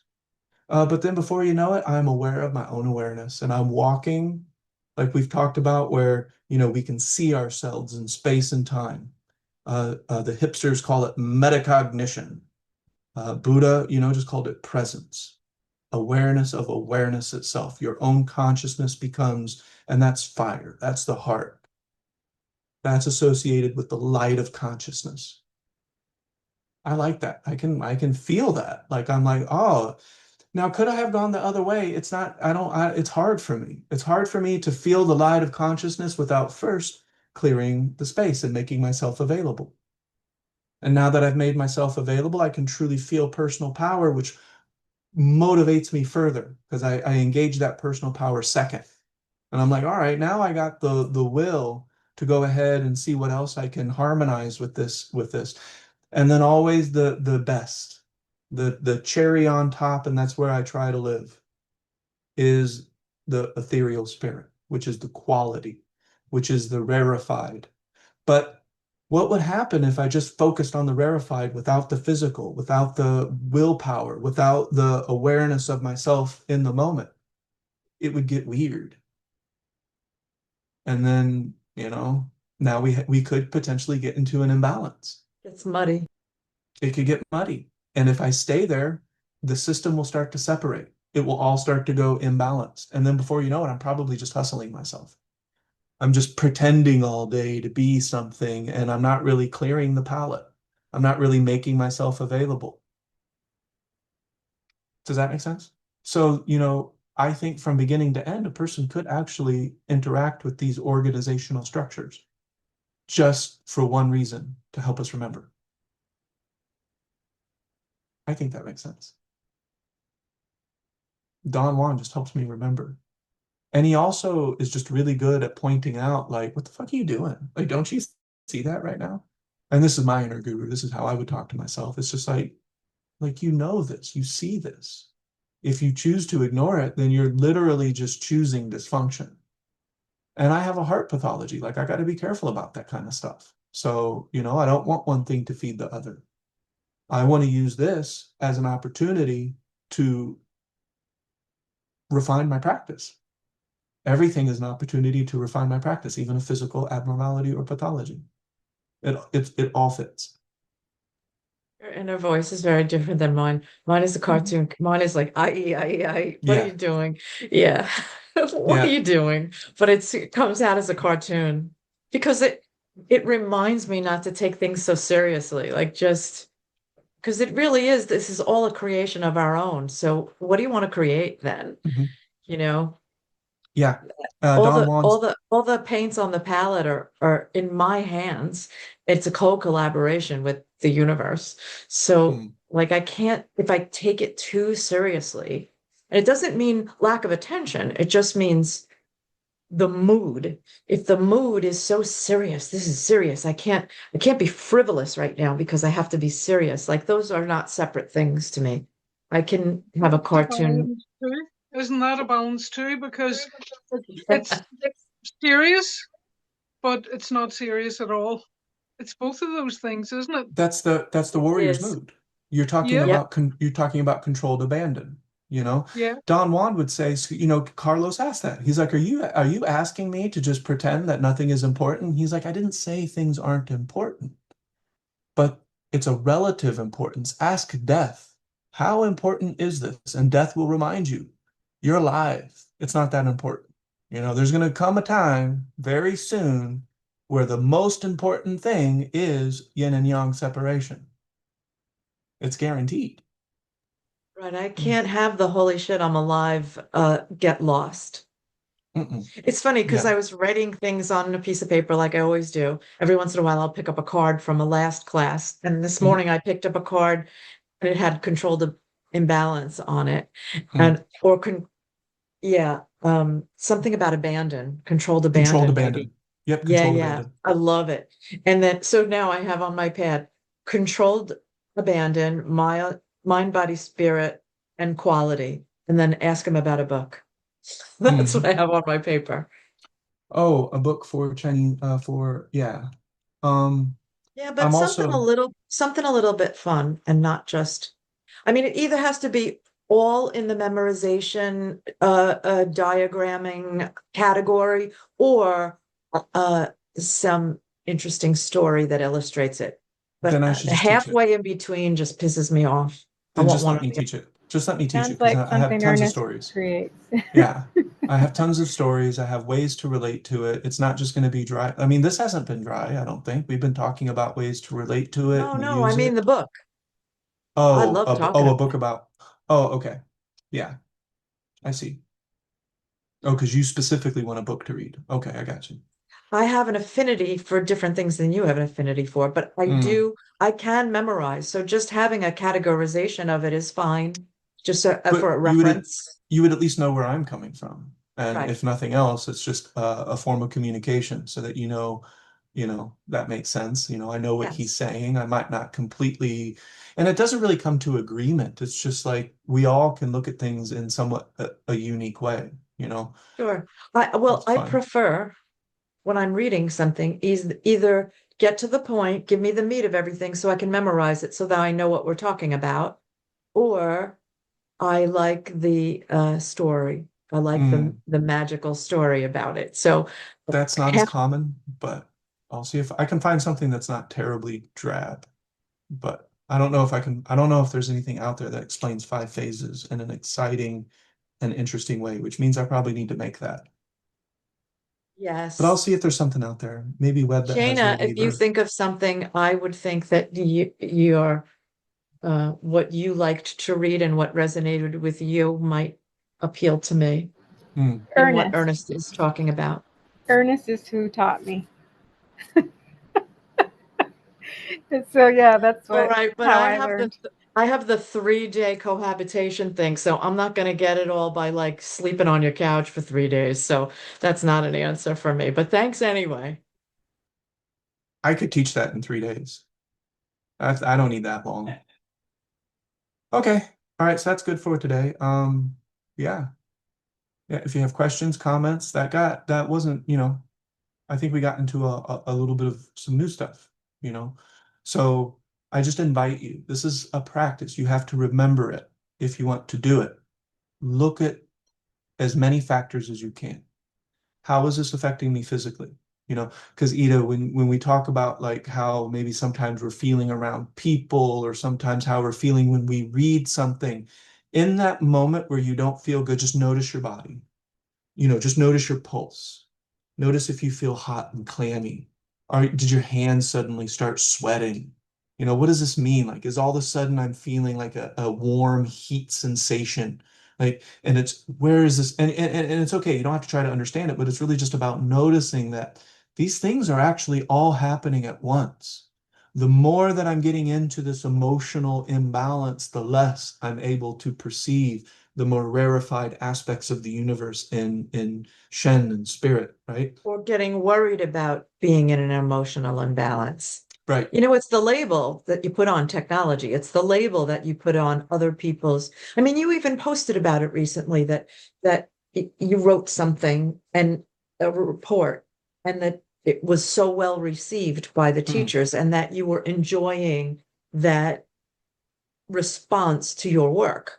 And you weren't going to let yourself exist in that extreme for a long period of time, but you were going to be in it for a I took it while. in for a second. Yeah, because I Yeah. really respect that professor and oh boy, it was really, really And glowing. you Like, allowed to be in yay me without being yeah, out of balance. for a moment, yeah. Yeah. But what happens if you're too much yay me? Now you're egotistical and now you're being a I neck understand, and but what then yeah, happens if you fear yay me? exactly. Then The you're opposite robbing extreme. yourself of some feeling that Absolutely. you can enjoy and And stay in balance. one of the interesting things is that you may be lacking yay me as a result of something physical. It's all tied in. So there's a physical component to your lack of ability to do yay me. There's an emotional component. There's probably a time component. So something maybe has happened, leading up to that event so it's not just this one isolated thing that Ernest, I have trouble with yay me, right? I've told you guys about that. No kidding. It has a history, right? It's not just this one thing that I can just so I'm going to focus on yay me and fix it.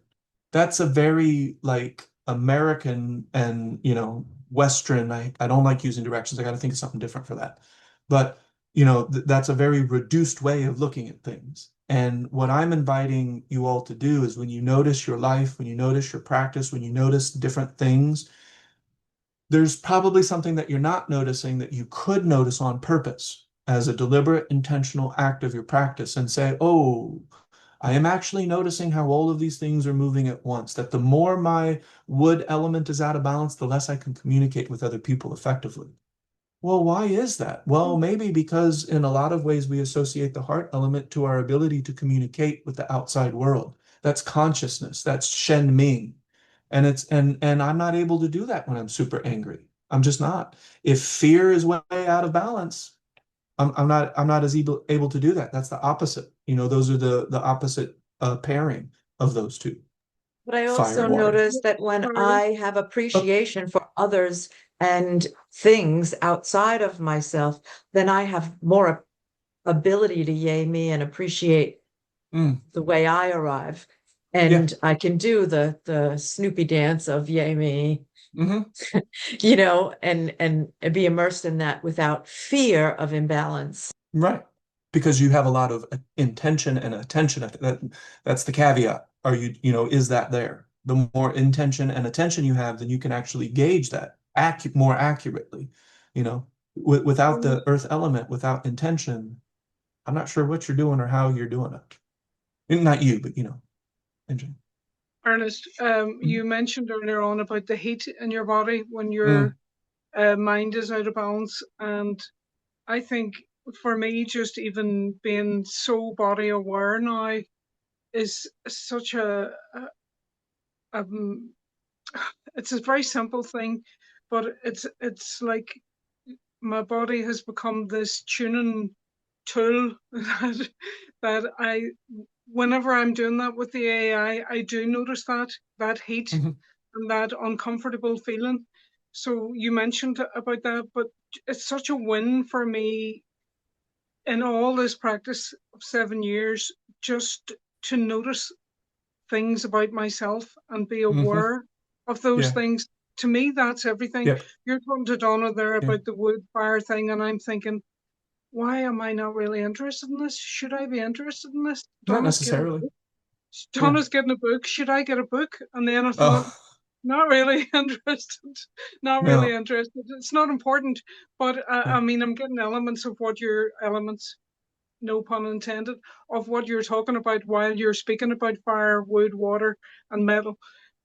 But to be tuned in to my own body, my own surroundings, my bubble of perception, and to be aware of all of that, and to have some tools to balance those things out, to have those tools, physical things, the things in that wee green book, the Shen book, I can't remember what it was called, the Yeah, book, yeah, yeah. but to Yangshan. have some things in that that I can, if I'm feeling that heat thing, to get up and do 18 gates, to uh, know that there's a closed feedback loop in my brain. All the things that we have learned have benefited my life to such an extent.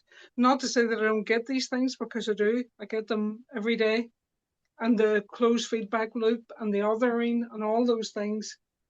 But to have that, through this practice, to have that awareness is the number one golden thing Hmm. in all of it. To have Yeah, that self knowledge is everything. I just yeah, wanted to kind of reaffirm that. absolutely. No, I appreciate that. It makes sense. I would say that with the phases, you can associate there. It's called the system of correspondences, and each one has a color. I think that's interesting. And each one has a smell, a scent, a taste. So I think I don't actually use the word element.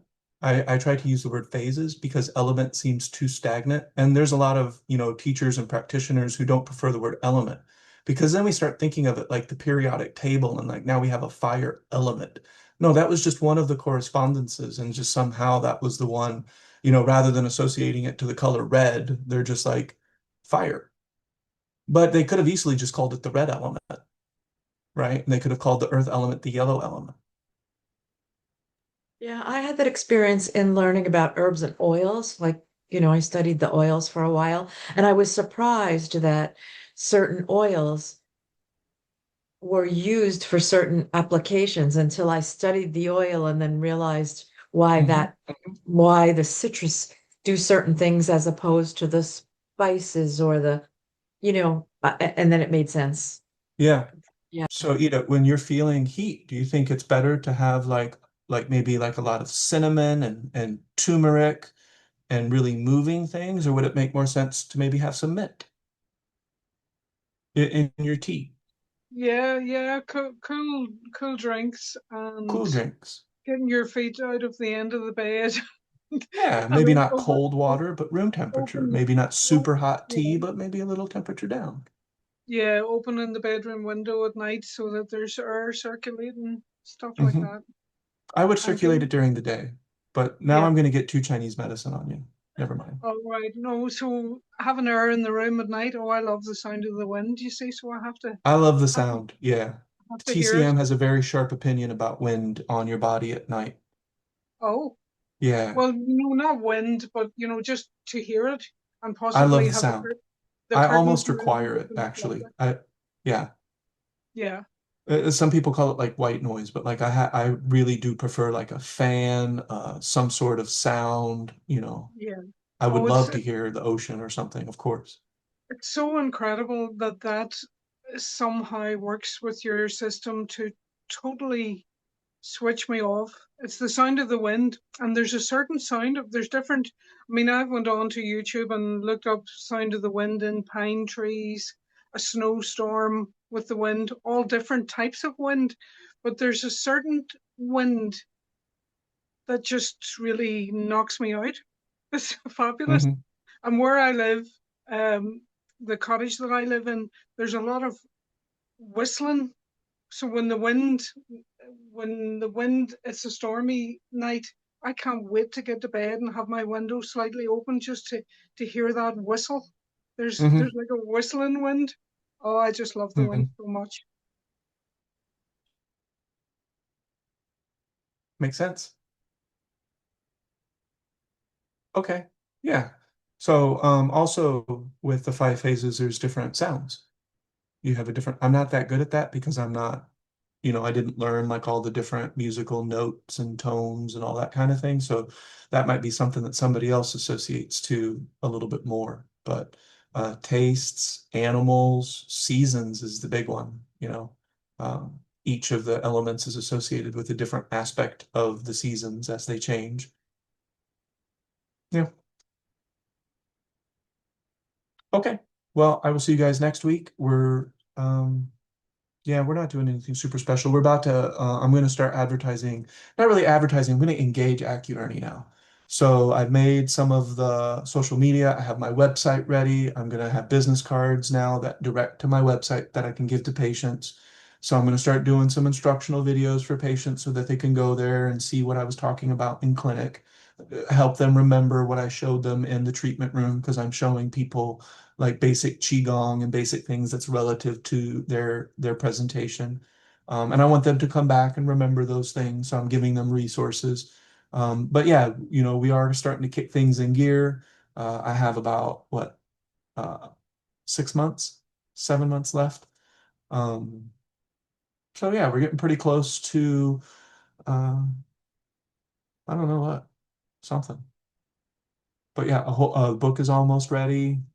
There's publications on my website that eventually you guys are going to find interest in. Anything that costs money, just let me know and I'll give you guys access for free, of course. So um, all of the publications, there's some publications that will have like a small cost, but all of the learning resources and everything are completely free. But you guys, I doubt, would be interested in that because it's more for students.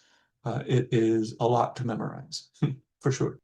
All right. Well, I'll see you guys next week. Let me know if you have any questions in the meantime, and if you have something on your mind, bring it to the group study. Eventually I'm gonna start offering classes and stuff because I'm widening my audience. You know, I have patients now. There's a lot of students who are interested in certain things. So eventually I'm gonna do an entire internal art school. So AccuEarny is really about my acupuncture practice. So it's very acupuncture centric. TCM study club is for students. Is to help them with identifying pattern diagnosis. And then the third thing eventually will be my School of Internal Arts, and that will include Igong, which is what we're doing with the four directions, Neigong, Qigong. Neigong is like a very specific type of Qi cultivation, um, and it requires some memorization and like some learning and different things. But I'm going to make all of that available uh, to anybody who is interested in it, and then I'll be carrying that into my professional uh, scene, professional career, whatever. All right. Well, I'll see you Do guys next you week. do you Yeah. have a vision of that being in Chicago or For a no? time, I could see that as a part of the vision. Yeah. I see myself in a 500 square foot stone house with 150 square foot separate space as a treatment room with, I'm thinking about like maybe 200 feet for gardening with a 5 foot stone wall around it in an area that's good for my lungs. So more dry heat, maybe Arizona-ish area. And I'm so good at acupuncture and Chinese medicine that people from all over the country just come to me. Right. That's the ultimate vision. But I'm probably Okay. going to be spending some time in Chicago after I graduate for sure because I already have a job. So I can already start at Chen Chen the moment I'm licensed. But you know, I think eventually I may want to be more community focused. So I will probably move to more of a small town that has a need for holistic medicine. And that's just all a part of probably the transition of ending up in that 500 square foot stone house. But I'm not good enough yet. So people aren't going to come to me yet. So I got to get better at the medicine and I don't have to worry about advertising and stuff because when you get really good at it, people tell, that people talk. That's how this medicine has lasted, as long as it's lasted because someone's like, this shit worked for me. Maybe you should try it. And then before you know it, the community is relying on this person. All right. Well, thanks for hanging out, and I'll see you guys next week. I'm gonna go take my quiz that I put off until literally the last hour. Okay. Thank you very much. Thanks, guys, so much. Yeah, you're Have a Bye. welcome. wonderful day. Thank All you. right. Bye. Yep, thank you. See ya.